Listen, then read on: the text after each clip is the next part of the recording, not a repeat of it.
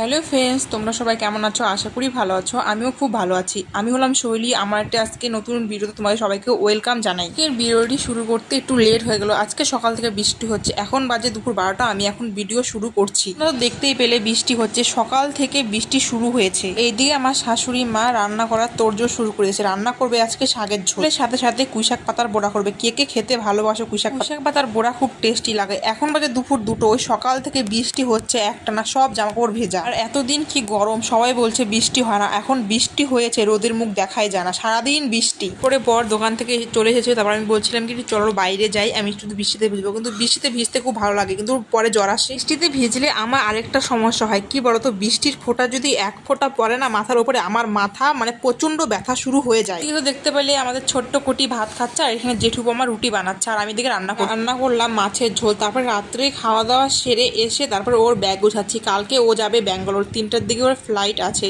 বাবাকে নিয়ে যাবে ব্যাঙ্গালোরে ডাক্তার দেখাতে। বাবার শরীরটা খুব অসুস্থ, তাই আমার বাবাকে সবাই একটু আশীর্বাদ করো, আমার বাবা যেন তাড়াতাড়ি সুস্থ হয়ে বাড়িতে আসে।